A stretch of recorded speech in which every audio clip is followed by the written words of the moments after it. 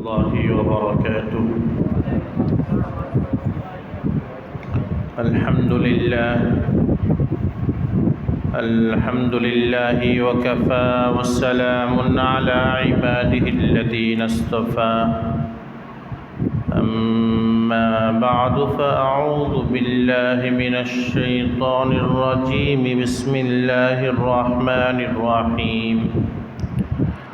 سيقول السفهاء من الناس ما ولاهم عن قبلتهم التي كانوا عليها قل لله المشرق والمغرب يهدي من يشاء إلى صراط مستقيم. وكذلك جعلناكم أمة وسطا لتكونوا شهداء على الناس ويكون الرسول عليكم شهيدا.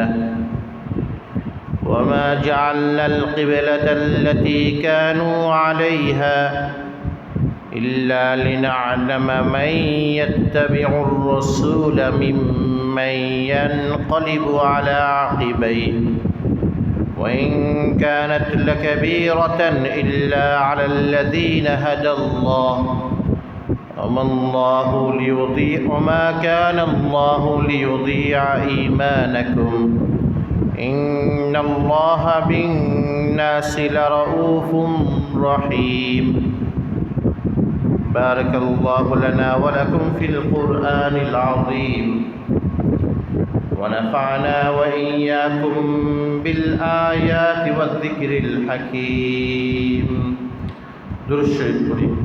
اللهم صل على محمد وعلى آل محمد كما صليت على إبراهيم وعلى آل إبراهيم إنك حميد مجيد. اللهم بارك على محمد وعلى آل محمد كما باركت على إبراهيم وعلى آل إبراهيم إنك حميد مجيد. আজকে জুমা পূর্ব বয়ানের মজলিসে সমবেত মুসল্লিয়ানি কেরাম, সম্মানিত মুরব্বী সাহেবান, আল্লাহ রাব্বুল আলামিনের আলী শান দরবারে অসংখ্য অগণিত শুকরিয়া জ্ঞাপন করছি, যিনি আমাদেরকে জুমার নামাজ আদায় করার জন্য আল্লাহর ঘর মসজিদে আসার তৌফিক দান করেছেন। এজন্য অন্তরের অন্তঃস্থল থেকে একবার কালিমাতুশ শুকর আদায় করি, আলহামদুলিল্লাহ। পবিত্র কোরআনের সবচেয়ে বড় সূরা হলো সূরা বাকারা। সূরা বাকারার 142 এবং 43 এই দুইটি আয়াতখানা আমি আজকে তেলাওয়াত করেছি। আজকে এই দুই আয়াতের মধ্যে আল্লাহ তাআলা কি কি বলেছেন এগুলো নিয়ে জুমায় আলোচনা হবে। আল্লাহ রাব্বুল আলামিন দুনিয়াতে কিবলা হিসাবে দুইটা মসজিদকে নির্ধারণ করেছেন। একটা হলো বাইতুল্লাহ আর একটা হলো বাইতুল মুকাদ্দাস। আল্লাহ তাআলা দুনিয়ার সব প্রান্তেই অবস্থান করেন, সব জায়গায় আল্লাহ আছেন। শুধু যে সামনেই আল্লাহ আছেন, শুধু যে পশ্চিমেই আল্লাহকে পাওয়া যায় এমন না, বরং আল্লাহ রাব্বুল আলামিন আমরা যেদিকে ফিরি সেখানেই আল্লাহ আছে। শুধু নামাজের সময় পশ্চিম দিকে হলে যে আল্লাহর সামনে আসি এই ধারণা, আর নামাজ শেষ করে পূর্ব দিকে হলে আল্লাহর সামনে নাই, সুতরাং যত ইচ্ছা তত শয়তানি করি, এটি আমাদের একটা গলত ধারণা আল্লাহ সম্পর্কে, ভুল আকিদা। আল্লাহ রাব্বুল আলামিন মাগরিব, মাশরিক, জুনুব, শিমাল, পূর্ব, পশ্চিম, উত্তর, দক্ষিণ এবং ফাওকা উপরে এবং তাহতা নিচে, এই ছয়ের দিকের সব জায়গায় আছে। মুমিনের মধ্যে যখন এই অনুভূতিটা কাজ করবে যে আমি উপরে তাকাই আর নিচে তাকাই, উপরে থাকি আর নিচে থাকি, দক্ষিণে থাকি আর উত্তরে থাকি, পূর্বে থাকি আর পশ্চিমে থাকি, ফাসাম্মা ওয়াজহুল্লাহ, সেখানে আল্লাহ আছে। এই অনুভূতিটা যখন তার মধ্যে কাজ করবে, তো নামাজের ভিতরে সে যেভাবে পশ্চিম হয়ে কোনো গুনাহ করে না, নামাজ থেকে ফারেক হয়ে সে পূর্ব পশ্চিম যেখানে হোক না কেন তার মধ্যে গুনাহ করার অনুভূতি আসবে না। এটা এই জন্য যে সে আল্লাহকে সব জায়গায় হাজির এবং সব জায়গায় নাজির মনে করে, এই জন্য তার মধ্যে এই অনুভূতিটা আসে। মসজিদে আসলে আমাদের মধ্যে গুনাহ করার প্রবণতা কম না বেশি? কেন? আমরা জানি যে মসজিদে আসছেই সামনে আল্লাহ আছে। বাজারে ঘুরলে, মার্কেটে ঘুরলে আমাদের গুনাহ করার প্রবণতা কম না বেশি? কেন? সেখানে যে আল্লাহ আছেন আমরা এটা মনে করি না, মনে করি মসজিদে পশ্চিমে রেখে আইছে আল্লাহ। কথা ঠিক না ঠিক? তথাপিও আল্লাহ রাব্বুল আলামিন ইবাদত বন্দেগী করার জন্য একটা দিক নির্ধারণ করে দিয়েছে। আল্লাহ সব জায়গায় আছেন, কিন্তু মুমিনদের ঐক্য ইবাদতের মধ্যে বহাল রাখার জন্য আল্লাহ তাআলা একটা দিক নির্ধারণ করে দিয়েছে। কোন দিক? বাইতুল্লাহ যেখানে আছে, কিবলা যেখানে আছে, সেটাই হলো দিক।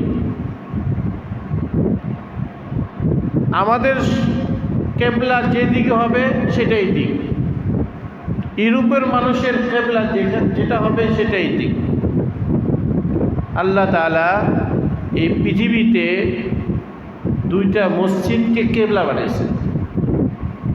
একটা হলো বাইতুল্লাহ, যেটা মক্কা শরীফে আছে, আর এটা হলো বাইতুল মুকাদ্দাস, যেটা ফিলিস্তিনের মধ্যে আছে।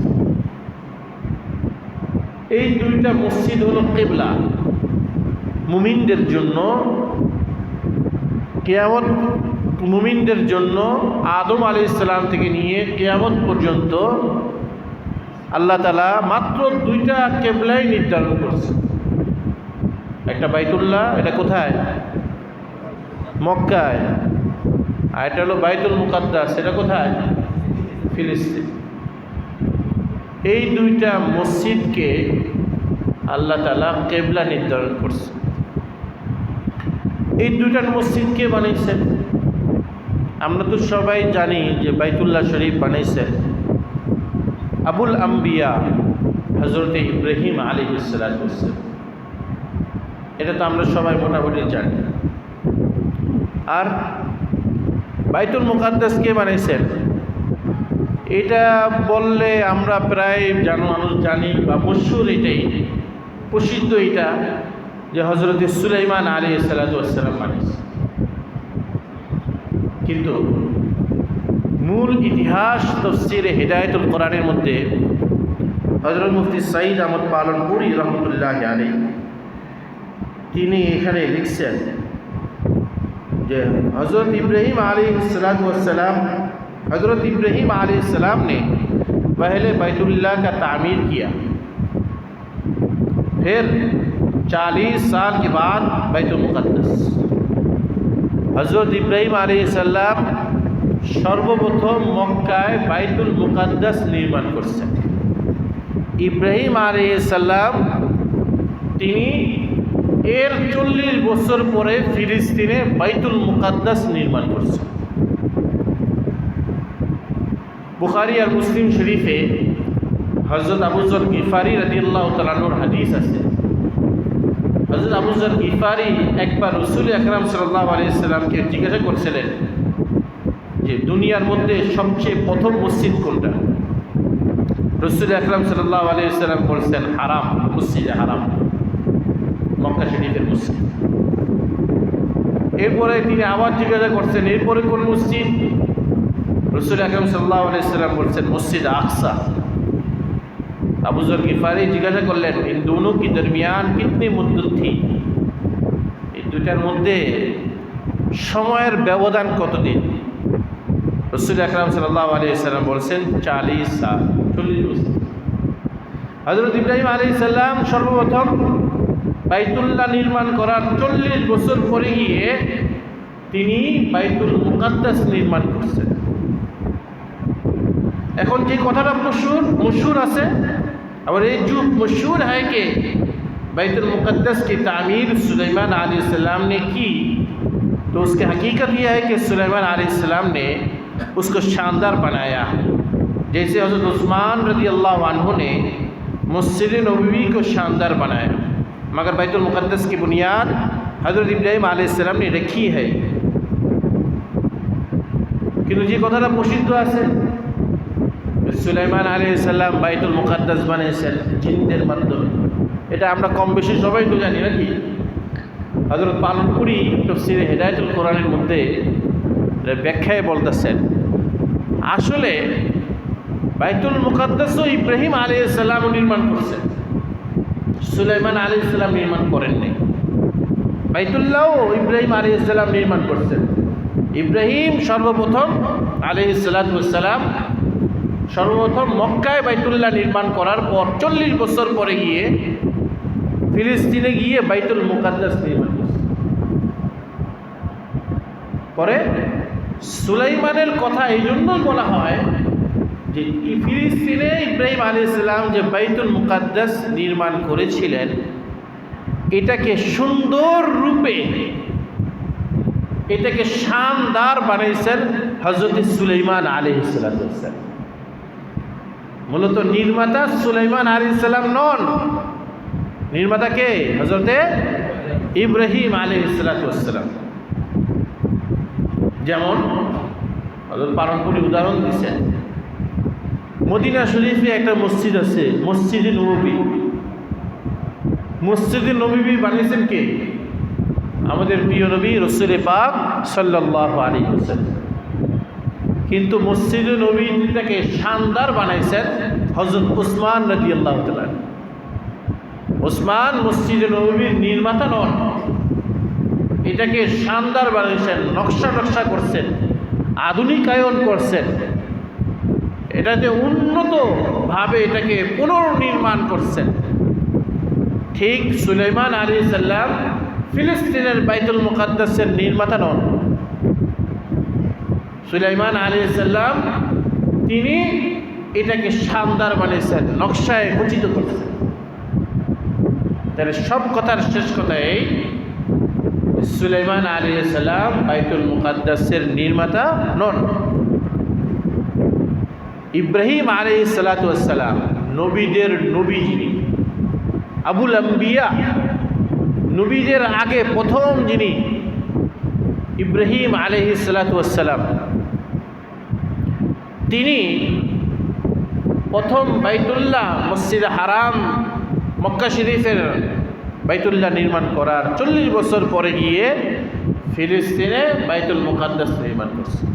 এ হলো মোটামুটি ইতিহাস। এবার ইব্রাহিম আলাইহিস সালামের 2 সন্তান মনে আসেনি? একজনের নাম ইসমাইল, আরেকজনের নাম ইসহাক। এই ইসমাইল আর ইসহাকের মধ্যে বয়সের ব্যবধান কত? 14 বছরের ব্যবধান। ইসমাইল আলাইহিস সালাম জন্মের 14 বছর পরে ইসহাক আলাইহিস সালাম জন্ম। বলছিলাম ইব্রাহিম আলাইহিস সালামের বড় সন্তান ইসমাইল,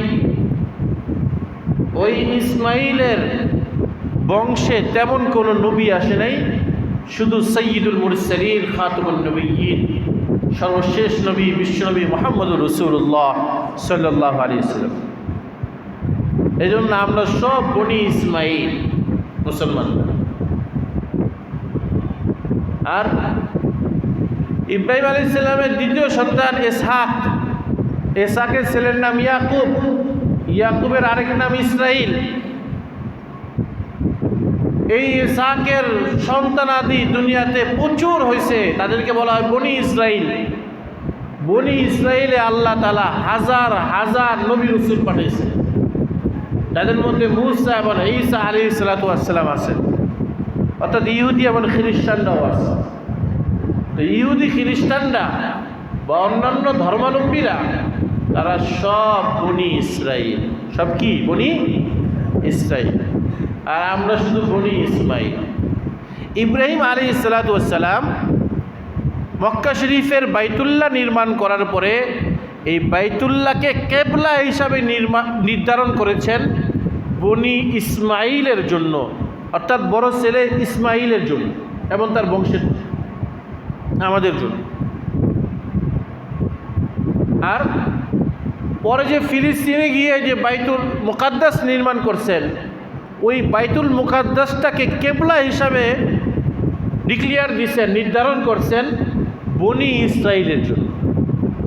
এই জন্য ইহুদি আর খ্রিস্টানরা বাইতুল মুকাদ্দাস ছাড়তে রাজি নয়। ইহুদি আর খ্রিস্টানরা তারা পৃথিবীর যেই প্রান্তেই থাকুক না কেন, তাদের মূল কেবলা হলো বাইতুল মুকাদ্দাস। ইসরায়েল তো কোনো রাষ্ট্র নয়। আমরা যে বলি ইসরায়েল রাষ্ট্র, ইসরায়েল রাষ্ট্র, ইসরায়েল তো কোনো রাষ্ট্র না। আপনি আমার জমি দখল কইরা বললেন যে আমি এই জমিওয়ালা, এই জমি দখল কইরা বললে কি জমিওয়ালা হয়ে যায়? তো ইহুদিরা ফিলিস্তিনের একটা অংশ দখল কইরা এরা বলে যে আমাদের এই অঞ্চলটার নাম হলো ইসরায়েল, ইসরায়েল বললেই তো আর ইসরায়েল হয়ে যায়, বরং এটাও ফিলিস্তিন, তাদের দখলে আছে। আল্লাহ চায় তো ইনশাআল্লাহ একসময় তাদের দখল মুক্ত হবে, মুসলমানরা এই অঞ্চলটা আবার তাদের দখলে নিয়ে আসবে ইনশাআল্লাহ। তো এই যে বনি ইহুদিরা তারা ওইখানে থাইকা বাইতুল মুকাদ্দাসটাকে নিয়ে টানাটানি করে। ইউরোপিয়ানরা, আমেরিকা, ইউরোপিয়ানরা, খ্রিস্টানরা তাদের কেবলা তো ওই বাইতুল মুকাদ্দাসই। তারা মুসলমানরা যেন কবজা না আসতে পারে এই জন্য ইহুদিদেরকে সাপোর্ট দেয়। মূল বিষয়টা হলো এটা। তো বনি ইসরাইলদের জন্য আল্লাহ তাআলা ইহুদি খ্রিস্টানদের জন্য মূল কেবলা হিসাবে বাইতুল মুকাদ্দাস নির্ধারণ করেছে। আর বনি ইসমাইল আলাইহিস সালাম এবং আখিরি নবী, এই যে পরম্পরা আমাদের জন্য মুসলমানদের জন্য কেবলা হলো বাইতুল্লাহ, মসজিদে হারাম, খানায়ে কাবা যেখানে আছে মসজিদে হারাম, এটা হলো আমাদের জন্য কেবলা। তার মুসলমানেরা মক্কায় যতদিন ছিলেন, মক্কায় কতদিন ছিলেন বলেন? মক্কায় মুসলমানরা কতদিন ছিলেন? 13 বছর ছিলেন। নবীজি নবুয়ত পাওয়ার পর মক্কার মধ্যে মুসলমানরা কত বছর ছিলেন? 13 বছর ছিলেন। সাহাবাই কেরাম মুসলমানেরা তারা 13 বছর তাদের মূল কেবলা অর্থাৎ মক্কার বাইতুল্লাহকে কেবলা হিসেবে তারা বুঝছেন। এইভাবে তারা ইবাদত করছেন, নামাজ পড়ছেন। কিন্তু 13 বছর পরে গিয়ে নবীজি যখন সাহাবাই কেরামকে নিয়ে হিজরত করলেন মদিনাতে ইহুদি বেশি, মদিনায় বসবাসকারী জনবাসিন্দাদের মধ্যে ইহুদি বেশি। তো রাসূলুল্লাহ যখন মদিনায় আসলেন তখন তিনি নিজের এক ওহী আছে, এটাকে এই ওহীটাকে বলা হয় হাদিসের ওহী। নিজে হাদিসের প্রেক্ষিতে ওহী দুই প্রকার, একটা হলো কোরআনের ওহী, একটা হলো হাদিসের ওহী। কোরআনের ওহীটাকে আমরা বলি ওহিয়ে মাতলু, তেলাওয়াত করা ওহী। আর হাদিসের ওহীটাকে আমরা বলি ওহিয়ে গায়রে মাতলু, তেলাওয়াত ছাড়া ওহী। দুটোটাই ওহী। আপনাদের মধ্যে এমন মানুষ আছে কিনা আমি জানি না, যদি থাকেন তাহলে এখনই আকীদা সহি করে নেবেন। অনেকে মনে করে যে কোরআনই শুধু ওহী, হাদিস ওহী না, অনেকে মনে করে। যদি কেউ কোরআনকে ওহী মানে আর হাদিসকে ওহী না মানে তাহলে সে কাফের হয়ে যাবে। অনেকে মনে করে এদেশে এরকমও মিশন চলে, আমরা জানি আপনারা কি ওই মিশনে কেউ আসুন কি না আমি জানি না। যদি কেউ এরকম মনে করে যে মানব শুধু কোরআনকে, হাদিস কেন মানব? হাদিস তো নবীজির বানানো। বলে নাউজুবিল্লাহি মিন যালিক। কোরআনও যেমন ওহী আল্লাহর পক্ষ থেকে, হাদিসও ওহী আল্লাহর পক্ষ থেকে। কীভাবে বললাম? আল্লাহ কোরআনে বলছে ওমা ইয়ানতিকু আনিল হাওয়া ইন হুয়া ইল্লা ওয়াহয়ু ইউহা। নবীজির মুখ দিয়া যা যা বাই করে এটাকে তোমরা হাদিস মনে করো, কিন্তু নিজের পক্ষ থেকে এগুলো কিছু বলে না। যা তোমরা হাদিস হিসাবে শুনো, ইন হুয়া ইল্লা ওয়াহয়ু ইউহা, এটা কিন্তু কিছু নয়, তবে ওহী আল্লাহর পক্ষ থেকে ওহী। বলেন না সুবহানাল্লাহ। তাহলে কোরআনও আল্লাহর পক্ষ থেকে ওহী, নবীজি যেগুলো হাদিস হিসাবে বলেন এটাও কি আল্লাহর পক্ষ থেকে ওহী। তো ওহী দুই প্রকার হইল, কোরআনও ওহী, হাদিসও ওহী। বাকি কোরআনটা হযরত জিবরাইল আলাইহিস সালাম তেলাওয়াত কইরা নবীজির কাছে নিয়ে এসেছে। যেহেতু কোরআনটা জিবরিল আমিন নবীজির কাছে তেলাওয়াত করে পেশ করছে, এই জন্য কোরআনটাকে বলা হয় ওহী মাতলু, তেলাওয়াত করা ওহী। আর হাদিসটা এটা জিবরাইল আলাইহিস সালাম তেলাওয়াত করেন নাই, বরং আল্লাহ তাআলা সরাসরি রাসূল পাক সাল্লাল্লাহু আলাইহি সাল্লামের কলবে আথারের মধ্যে ঢেলে দিয়েছেন। এই জন্য জিবরাইলের তেলাওয়াত সারা, গায়রে মাতলুব, জিবরাইলের তেলাওয়াত সারা নবীজি এটা মুখ দিয়ে বলছেন। এই জন্য হাদিসটা ওহী কিন্তু গায়রে মাতলুব। তাহলে কেউ যদি কোরআন মানে আর হাদিস মানে না, তাহলে সে মুসলমান থাকবে? বলেন না, সবাই বলেন মুসলমান থাকবে? তাহলে সে কি হবে? কাফের হবে। সবাই বলেন কি হবে? কাফের। এটা আকিদা, আকিদা সহি করে। কিচ্ছা খাই কিন্তু পরে বলুন, আগে আকিদা সহি করে। এবার আসেন, রাসূল আকরাম সাল্লাল্লাহু আলাইহি ওয়াসাল্লাম মক্কা থেকে হিজরত করে যখন মদিনায় আসলেন, তখন তিনি এই ওহিয়ে গায়রে মাতলুব অর্থাৎ হাদিসের উপরে নির্ভর করে তিনি এমন মুসলমানদেরকে আদেশ করলেন যে মদিনায় আসার পরে আমাদের নামাজের কেবলা মক্কার বাইতুল্লাহ হবে না, আমাদের নামাজের কেবলা বাইতুল মুকাদ্দাসের দিকে হবে। সুবহানাল্লাহ। এটা ওহী, নবীজি হাদিসের প্রেক্ষিতে বলছে। নবীজি মদিনায় যাওয়ার পরে কেবলা ঘুরাই দিলেন। মদিনায় হিজরত করার পরে কেবলা এবার বাইতুল মুকাদ্দাস হয়ে গেল। হিজরতের আগে কেবলা ছিল বাইতুল্লাহর দিকে, এবার বাইতুল মুকাদ্দাসের দিকে হয়ে গেল। এখন যে বাইতুল মুকাদ্দাসের দিকে হয়েছে, এই যে বাইতুল মুকাদ্দাসের মধ্যে হয়েছে নবীজি করলেন, এটা নবীজির অনেক হিকমত আছে। ফেলুল হাকিম লা ইয়াখলু আনিল হিকমত। বিজ্ঞমান ব্যক্তি যিনি, ওনার কোনো কাজ বিজ্ঞতা থেকে শূন্য নয়। বড় মানুষের কাজ হিকমত বহির্ভূত নয়। আপনার আর আমার মাথার মধ্যে এটা ধরে না, কারণ আমাদের সে যোগ্যতা নেই বুঝার জন্য। এখন নবীজি সাল্লাল্লাহু আলাইহি ওয়াসাল্লাম মদিনায় আসার পরে সাহাবায়ে কেরামকে নিয়ে নামাজ পড়া শুরু করলেন বাইতুল মুকাদ্দাসের দিকে, ফিলিস্তিনমুখী হইয়া কিবলা বানালেন ফিলিস্তিন, বাইতুল্লাহর দিকে আর নামাজ পড়লেন না। এদিকে মদিনার ইহুদিরা, এরা তো খুব খুশি। ইহুদিরা এখন বলা শুরু করছে, দেখো দেখো তোমাদের নবী মুহাম্মদ 13 বছর ধরে তোমাদেরকে এক ধর্মকর্ম শিখাইয়া শেষ পর্যন্ত বুঝছে এর নতুন ধর্মকর্মর কোনো ভ্যালু নাই। ঘুরা ফিরা আমাদের ইহুদি ধর্মটাই যে সঠিক, এই জন্য তিনি ঘুরা ফিরা কেবলাটাকে আমাদের মতন বানায় নিছেন, অর্থাৎ বাইতুল মুকাদ্দাসের দিকে বানায় নিছেন। আস্তে আস্তে ইসলামের সব বিধানগুলো আমাদের ইহুদিদের মতন হয়ে যাবে। এমনকি এক সময় মুহাম্মদ এবং সাহাবীরা এরাও ইহুদি হয়ে যাবে। নাউজুবিল্লাহি মিন যালিক। এটা তাদের ধোঁকার মধ্যে আছে, তাদের ভুল ধারণার মধ্যে আছে। রাসূল আকরাম সাল্লাল্লাহু আলাইহি ওয়াসাল্লাম এখানে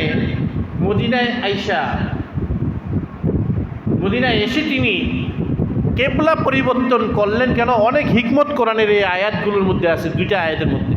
আমি পরবর্তীতে তর্জমা আর বিশ্লেষণ করব, আগে মৌলিকভাবে বলতেছি। আসলে একটা হিকমত হলে এই, হযরত ইসহাক ইয়াকুব ইব্রাহিমের যে দুই ছেলে আর নাতি, এখান থেকে একেবারে ঈসা পর্যন্ত যে হাজার হাজার নবী রসুল গেছে, এই হাজার হাজার নবী রসুলের কেবলা বাইতুল মুকাদ্দাস ছিল। কোন দিকে ছিল? বাইতুল মুকাদ্দাসের দিকে ছিল। নবীজির হিকমত হলো মুসলমানেরা তারা যেন আগের নবীদের সাথে কোনো রকম শত্রুতা না রাখে, বিরোধিতা না রাখে। তা আগের নবী রসুল্লাহ যেহেতু বাইতুল মুকাদ্দাসের দিকে ফিরা নামাজ পড়ছে, ইবাদত করছে, আমার উম্মত কিছু সময়ের জন্য নবীজির সাথে সম্পর্ক জুড়ানোর জন্য, মহব্বত তৈরি করার জন্য ওই নবীদের মতো বাইতুল মুকাদ্দাস ফিরা নামাজ পড়ুক। এটা নবীজির হিকমত, যাতে মুসলমানরা বদজাত ইহুদি আর খ্রিস্টানদের সাথে দুশ্মনী রাখলেও ইহুদি আর খ্রিস্টানরা যাদেরকে নবী বলে দাবি করে, সেই মুসা আর ঈসা সহ হাজার হাজার নবীদের সাথে মুসলমানরা কোনো রকমের শত্রুতা যেন না রাখে, বরং মহব্বতের সম্পর্ক রাখে। এই জন্য এই সকল নবী রসুলরা যেই মসজিদের দিকে ফিরা নামাজ পড়ছেন, কেবলা বানিয়েছেন, কিছু সময়ের জন্য তাদের মতো কেবলা বানায়া নামাজ পড়ুক, ইবাদত করুক, বাইতুল মুকাদ্দাসমুখী হয়ে যাক, যাতে এই নবীদের সাথে মুসলমানদের সাথে মহব্বত তৈরি হয়। এটা একটা হিকমত, এটা একটা কি হিকমত। দ্বিতীয় নম্বর বিষয়টা হলো এই, মুসলিমরা কোনো স্থানের পূজা করে না। মুসলিমরা কোনো স্থানের কি করে না? পূজা করে না। এখন যদি সারা জীবনেই বাইতুল্লাহর দিকে ফিরা যদি তারা নামাজ পড়ে, তাহলে যে বাইতুল্লাহর দিকে ফিরা নামাজ পড়ার অর্থ এটা না যে বাইতুল্লাহর ইবাদত করতেছে, বরং বাইতুল্লাহর দিকে ফিরা নামাজ পড়ার উদ্দেশ্য হলো আল্লাহর জন্য ইবাদত করতেছি। কার জন্য ইবাদত করতেছি? আল্লাহর ইবাদত করতেছি। যদি আমি বাইতুল্লাহ মুখী, আমরা কেবলামুখী, কিন্তু আমরা কেবলামুখী দেখে কি আমরা কি ওই খানায় কাবার ইবাদত করি? খানায় কাবা যিনি বানিয়েছেন সে আল্লাহর ইবাদত করি। কথা ঠিক না বেটি? তো খানায় কাবার দিকে যদি সবসময় তারা নামাজ পড়ে, তাহলে তারা আল্লাহর ইবাদতের ধ্যান ধারণা বাদ দিয়ে তাদের মধ্যে এই স্থানটা, এই বাইতুল্লাহর ইবাদতের ধ্যান ধারণা তৈরি হবে।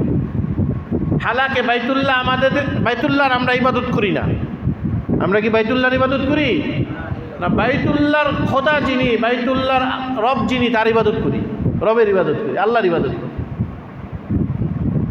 এই জন্য রাসূলুল্লাহ সাল্লাল্লাহু আলাইহি ওয়াসাল্লাম মুসলমানরা যেন কোনো স্থানের পূজারী না হয়ে যান, আল্লাহর পূজারী হয়ে যেন থাকে, এই জন্য তিনি স্থান পরিবর্তন করে দেখাইলেন। স্থান আমাদের মূল উদ্দেশ্য না। স্থান আমাদের কি মূল উদ্দেশ্য না। আমাদের মূল উদ্দেশ্য হলো আল্লাহ। ইবাদত করি কার? বলেন না, ইবাদত করি কার? নাকি বাইতুল্লাহর ইবাদত করি? বাইতুল্লাহর ইবাদত করি না। এই দুই হিকমতে, একটা নবীদের সাথে মহব্বত সৃষ্টি করার জন্য অন্যান্য নবীরা যেমন বাইতুল মুকাদ্দাসের দিকে ইবাদত করতেন, আমরাও করব।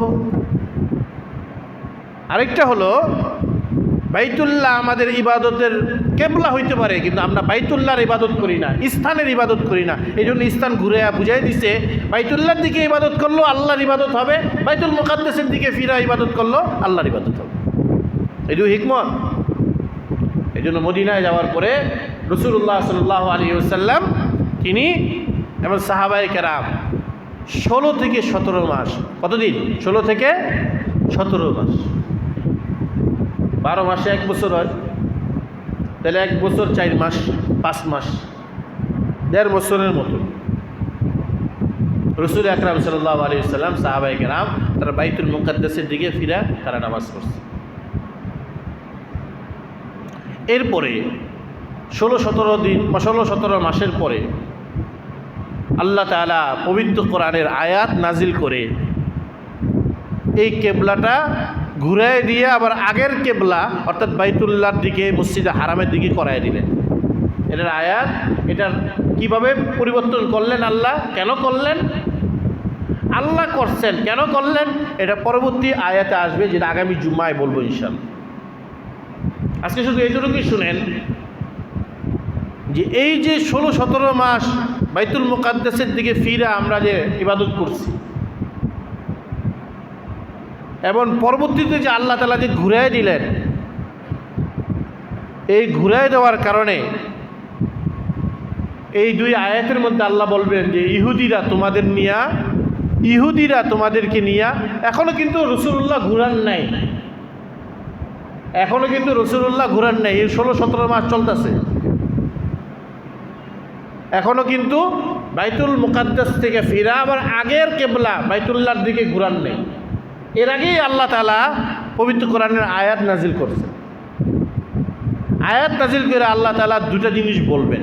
একটা জিনিস হলো এই, আপনি নবী যা করবেন আমার আয়াত না থাকলেও এটাও আমার হুকুম। নবী যা করেন এটা আল্লাহর আয়াত ছাড়াও যদি নবীজি করেন এটাও আল্লাহর হুকুম। সুবহানাল্লাহ। তাহলে আপনি যে আমার আয়াত ছাড়া শুধু হাদিসের প্রেক্ষিতে, কোরআনের আয়াত ছাড়া শুধু হাদিসের প্রেক্ষিতে আপনি যে ঘুরাই দিছেন এটাও আমার নির্দেশ। একটা বিষয়। দ্বিতীয় বিষয়টা হলো এই, সামনে যে আমি ঘুরাই দেবো আপনাকে বাইতুল মুকাদ্দাস থেকে ফেরত নিয়ে, আপনাকে যে আমি মসজিদে হারামে নিয়ে নেব, দেখবেন ইহুদিরা এটা নিয়ে অনেক কথা বলবে। ইহুদিরা বলবে, এই তোমরা কি শুরু করছো, তোমাদের দেশে থাকিয়া তোমাদের দেশের যে মসজিদ ওইদিকে ছিলা, আমাদের দেশে আইয়া আমাদের যে কেবলা বাইতুল মুকাদ্দাসের দিকে ছিলা, 16-17 মাসের পরে কেন তোমরা ঘুইরা আবার বাইতুল্লাহর দিকে চলে গেলা। ইহুদিরা আপনাদেরকে নিয়ে, আপনাকে আবার আপনার সঙ্গী সাথী সাহাবায়ে কেরামকে নিয়ে ঠাট্টা করবে। মূলত ইহুদিদের কোনো বুদ্ধি নাই, সুফাহা, ওরা নির্বোধ।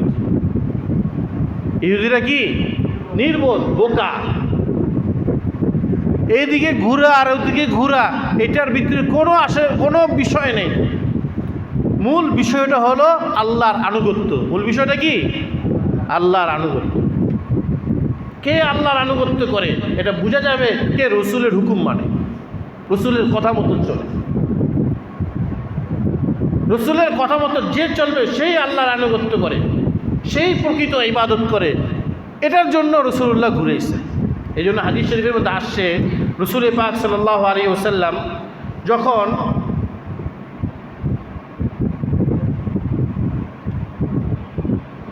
যখন তিনি কোথায় গেলেন, মদিনায় যাইয়া এইভাবে তিনি বাইতুল মুকাদ্দাসের দিকে নামাজ পড়তেছিলেন, তখন অনেক মানুষ যারা মুসলমান ছিল তারা বললেন যে এটা কোন ধরনের বিষয় হে আল্লাহর রাসূল, মক্কা থাকতে আমরা বাইতুল্লাহর দিকে নামাজ পড়ছি, এখন মদিনায় আইসা বাইতুল মুকাদ্দাসের দিকে ঘুরে যাব, আমরা ঘুরতে পারবো না। এই কথা বলে অনেকে মুরতাদ হয়ে গেছে, কাফের হয়ে গেছে। এর হাদিসের মধ্যে আসে কিছু মানুষ কাফের হয়ে গেছে। পরে এদের মধ্যে রাসূলুল্লাহ সাল্লাল্লাহু আলাইহি সাল্লাম যখন বুঝাইলেন যে দেখো, কোনো একটা দিক মূলত উদ্দেশ্য না, উদ্দেশ্য হলো আল্লাহর বন্দিগি করা রসুলের হুকুম মানার মাধ্যমে, এটা হলো মূলত উদ্দেশ্য। আল্লাহ রসুলের হুকুম ছিল, হিজরতের আগে হুকুম ছিল বাইতুল্লাহর দিকে, হিজরতের পরে হুকুম হয়েছে বাইতুল মুকাদ্দাসের দিকে। তো তুমি আল্লাহর হুকুম মানো কি না এটা বোঝা যাবে যে রসুলের কথা অনুযায়ী তুমি চলো কিনা। এই কথা বোঝানোর পরে ওই যারা মুরতাদ হয়ে গেছিল এরা আবার আস্তে করে মুসলমান হয়ে গেছে। এইভাবে হাদিসেও কিছু আছে।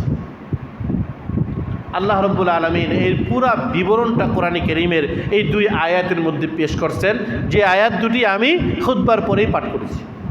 সায়াকুলুস সুফাহাউ মিনান নাস, আল্লাহ বলেন নবী মুহাম্মদ তুমি যে মক্কায় আইসা সাহাবীদেরকে নিয়ে বাইতুল মুকাদ্দাসের দিকে নামাজ পড়তেছ, কিছুদিন যাওয়ার পরেই তো তুমি আবার সেই বাইতুল্লাহর দিকে ঘুরে যাবা।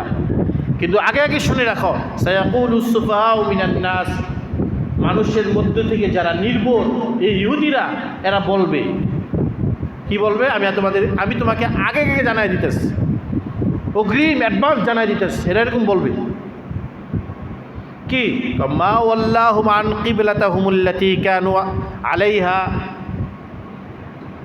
যে সাহাবায়ে কেরাম যে কিবলার উপর আগে ছিল, যখন তুমি বাইতুল মুকাদ্দাস থেকে ফিরা, ইহুদিদের এই কিবলা থেকে ফিরা, তুমি যখন আগের বাইতুল্লাহর দিকে ফিরে যাবা, তখনই এরা বলবে যে এই সাহাবীরা আর নবী মুহাম্মদ এতদিন পর্যন্ত যে বাইতুল মুকাদ্দাসের দিকে ছিল, এখন কেন তারা বাইতুল্লাহর দিকে ফিরে গেল? মা আল্লাহ, কোন জিনিস তাদেরকে ফিরিয়ে দিল? আন কিবলাতিহুম, তাদের এই কেবলা বাইতুল মুকাদ্দাসের কেবলা, আল্লাতী কানু আলাইহা, যে কেবলার দিকে এই 16-17 মাস ছিল। এখন আমি হুকুম দেই নেই, হুকুম সামনের আয়াত আসবে, আগামী শুক্রবার করব। কদনারা ওয়াজহিকা কদনারা তাকাল্লুবা ওয়াজহিকা ফিস সামা, ওই আয়াতের মধ্যে বলছে আল্লাহ। পরবর্তী আয়াত 144 নম্বর আয়াতের মধ্যে আল্লাহ বলছে। তো তোমাদেরকে আমি আগে জানাই দিলাম, তুমি তাদেরকে বলে দাও, কুল, তুমি তাদেরকে বলে দাও, লিল্লাহিল মাশরিকু ওয়াল মাগরিব, আল্লাহর জন্য পূর্ব আর পশ্চিম। আমরা পূর্ব দিকে যাই আর পশ্চিম দিকে যাই, আল্লাহর হুকুম যেখানে হবে আমরা সেই মুখী হব। আল্লাহর হুকুম যেখানে হবে আমরা সেই মুখী হব, এটাই আল্লাহর ইবাদত। আল্লাহর জন্য পশ্চিম কি? পশ্চিমও যেমন আল্লাহর, পূর্বকার আল্লাহর। নামাজের সময় কোন দিকে হই আমরা? পশ্চিম দিকে। আর প্রসাব পায়খানার সময় পশ্চিম দিকে হওয়া যাবে? পশ্চিম দিকে হওয়া যাবে, অন্যদিকে হতে হবে।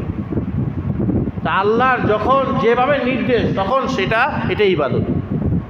কুল, হে নবী আপনি বলে দিন, লিল্লাহিল মাশরিকু ওয়াল মাগরিব, পূর্ব আর পশ্চিম সবটাই তো আল্লাহ। ইয়াহদি মান ইয়াশাউ ইলা সিরাতিন মুস্তাকিম, কোনো এক দিকে হওয়া এটা মূল বিষয় না। আল্লাহ যাকে চান, ইয়াহদি মান ইয়াশা, আল্লাহ যাকে চান তাকে হেদায়েত দেন, ইলা সিরাতিন মুস্তাকিম, সিধা রাস্তা দেখান, সঠিক পথ দেখান। যখন রসুল বাইতুল্লাহর দিকে নামাজ পড়তে বলছেন, সেটা হেদায়েত ছিল। আর যখন বাইতুল মুকাদ্দাসের দিকে নামাজ পড়তে বলছেন, সেটাও হেদায়েত ছিল। এরপরে যখন আবার বাইতুল্লাহর দিকে ঘুরে নিয়ে গেলেন, এটাও হেদায়েত ছিল। সবটাই আল্লাহর হেদায়েতের মধ্যে। ইয়াহদি মান ইয়াশাউ, अल्लाह ने हिदायत देते हैं मान यशा, जिसे चाहते हैं, इला सिरात मुस्तकीम, सीधा रास्ता की तरफ। কোনো এক দিকে হওয়া এটা মূলত উদ্দেশ্য না। সঠিক রাস্তা হলো এই রসুলের আনুগত্য করা। সঠিক রাস্তা কি? রসুলের আনুগত্য হওয়া। ওয়াকাযালিকা জাআলনাকুম উম্মাতান ওয়াসাতান, এরকমভাবে আল্লাহ বলেন, এরকমভাবে হে মুসলমানেরা, হে সাহাবায়ে কেরাম, জাআলনাকুম, আমি তোমাদেরকে বানিয়ে দিলাম। এই 16-17 মাস তোমরা যে বাইতুল মুকাদ্দাসের দিকে নামাজ পড়লা, এর দ্বারা আমি তোমাদেরকে এক হিসাবে বানিয়ে দিছি। কেমন বানিয়ে দিছি? উম্মাতান ওয়াসাতা, মধ্যমপন্থী উম্মত। মধ্যমপন্থী উম্মত, তোমরা একদিকে ধাবিত না, তোমরা শুধু বাইতুল মুকাদ্দাসের দিকে ধাবিত না, বা শুধু মসজিদে হারামের দিকে ধাবিত না, বরং তোমরা দুটোটার উপর আমল কইরা তোমরা মধ্যমপন্থী উম্মত হয়ে গেছে। কেন? লিতাকুনু শুহাদা আলান নাস, যাতে তোমরা ইহুদি আর খ্রিস্টানদের বিরুদ্ধে আল্লাহর সামনে সাক্ষী দিতে পারো। আল্লাহর সামনে কি দিতে পারো? সাক্ষী দিতে পারো। আমাদেরকে ইহুদি আর খ্রিস্টানদের বিরুদ্ধে সাক্ষী বানানোর জন্য আল্লাহর এই হিকমত ছিল। এই কেবলা পরিবর্তন, এখানে আল্লাহর হিকমত কি? আমরা ইহুদি আর খ্রিস্টানদের সাক্ষী দেব। এটা কিভাবে? এটা এইভাবে বুঝতে হবে, খুব গভীর কথা বুঝতে হবে। সেটা হলো এই, সাক্ষী হওয়ার জন্য শর্ত হলো, কোনো বিষয়ে সাক্ষী হওয়ার জন্য শর্ত হলো, যে ব্যক্তি সাক্ষী হবে তার মধ্যে দুশ্মনী থাকতে পারবে না। তার মধ্যে কি থাকতে পারবে না? দুশ্মনী থাকতে পারবে না। আমার বিরুদ্ধে আপনি একজন সাক্ষী নিয়ে আসলেন, যে ব্যক্তি আমার দুশ্মন, যে ব্যক্তি আমার কি দুশ্মন, তাহলে দুশ্মনকে আপনি সাক্ষী বানিয়ে নিয়ে আসলেন, আপনি আরেক দুশ্মন, আপনি এক দুশ্মন আরেক দুশ্মনকে সাক্ষী বানিয়ে দিচ্ছেন। তো আপনার দুশ্মনী বাস্তবায়ন করার জন্য ওই দুশ্মনকে যে সাক্ষী বানিয়ে নিয়েছেন, এর সাক্ষী গ্রহণযোগ্য না, এর সাক্ষ্য গ্রহণযোগ্য না। কারণ সাক্ষী হতে হবে দুশ্মনী মুক্ত যে ব্যক্তি, সেই সাক্ষী হতে হবে। যার মধ্যে দুশ্মনী নাই এমন ব্যক্তি সাক্ষী হতে থাকবে। মানে আমরা কি করি? আমরা একজনের সাথে দুশ্মনী করি, আমি এবং আমার লগে আরেকজন করে, তখন আমরা কি করি? তখন মামলা মোকদ্দমা দেই, এরই সাক্ষী নিয়ে যায়। এই শাহাদাত, এই সাক্ষ্য গ্রহণযোগ্য না। এখন ইহুদি আর খ্রিস্টান, তাদের সাথে আমাদের কোনো দুশ্মনী নাই, পুরাতন কোনো দুশ্মনী নাই। শুধু দুশ্মনী একটাই, সেটা হলো তারা আল্লাহর বিধান তাওরাত জবুরকে অমান্য করছে। আল্লাহ ছাড়া, দিন ছাড়া তাদের সাথে আমাদের কোনো ব্যক্তিগত আক্রোশ নাই। এটা প্রমাণ করার জন্য আল্লাহ তাআলা আগে আমাদেরকে ইহুদি আর খ্রিস্টানদের যে কেবলা, ওই কেবলার দিকে আমাদেরকে কিছুদিন নামাজ পড়াই দিয়েছে,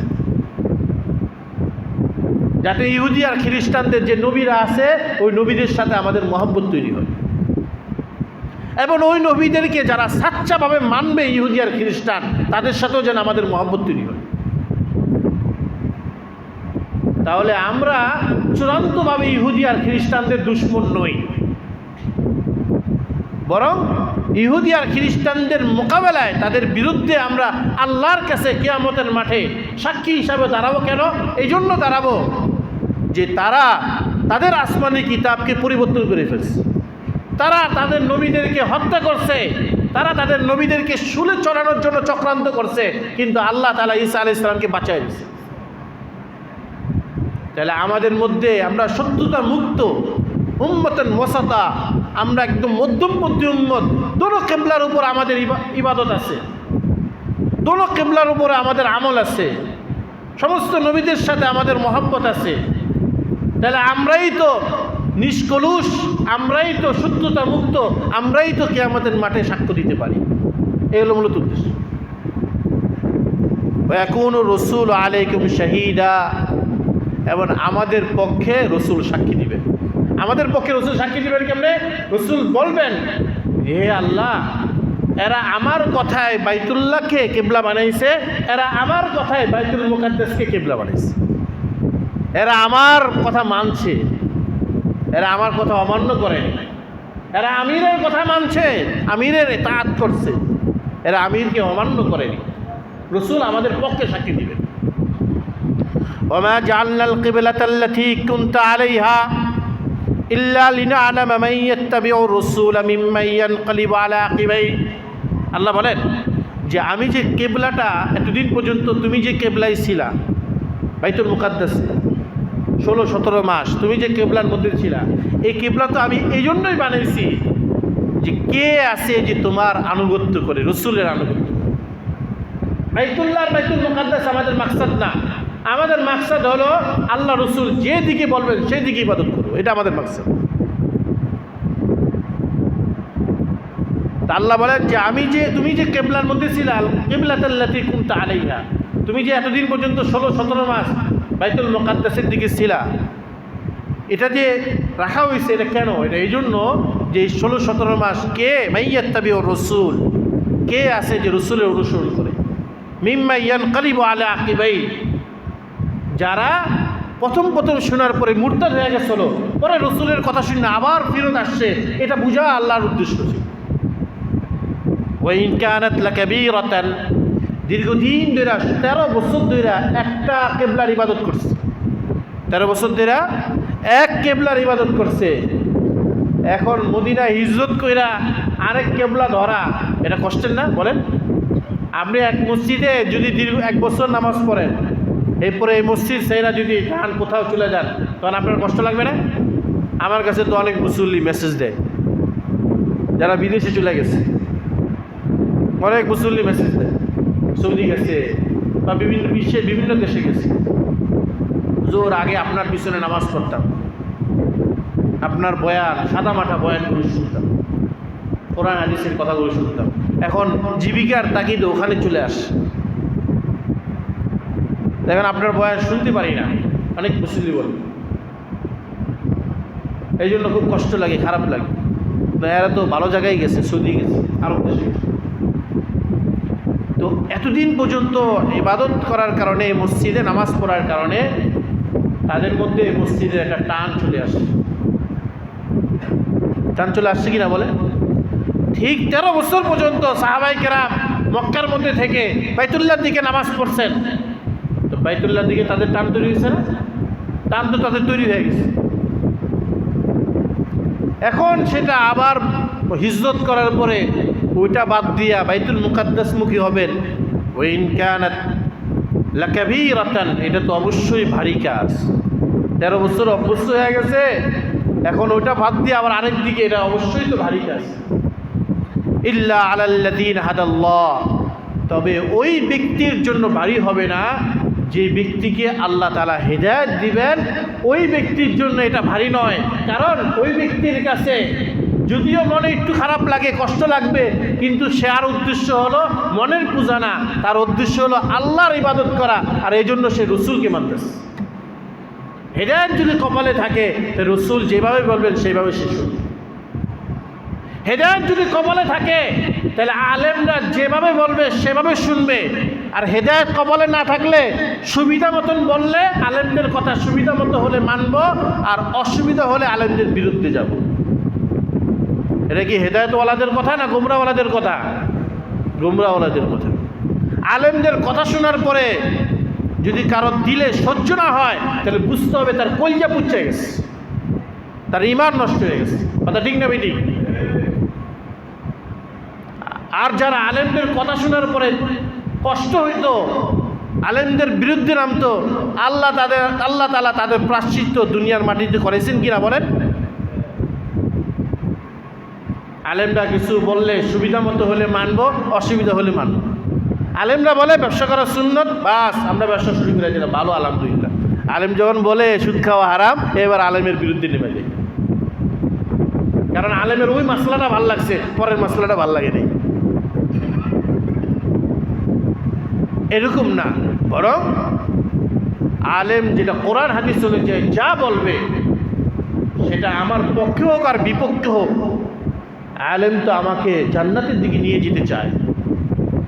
কোরআন হাদিস অনুযায়ী সে যা বলবে আমি সেটাই মানবো। এই মন মানসিকতা না আমাদের মধ্যে ঈমানদারি, এটা না আমাদের মধ্যে থাকার কথা। ঠিক প্রকৃত মুমিন তো সে যে আল্লাহ রসুল যেই দিকে ঘুরাই দিবেন সেই দিকে ইবাদত করবে, সেই হলো প্রকৃত মুমিন। ওমা কানাল্লাহু লিইউযিয়া ঈমানাকুম। এখন একটা প্রশ্ন কি? দেখেন 16-17 মাস বাইতুল মুকাদ্দাসের দিকে ফিরা নামাজ পড়ছেন সাহাবায়ে কেরাম, বাইতুল মুকাদ্দাসের দিকে ফিরা নামাজ পড়ছেন।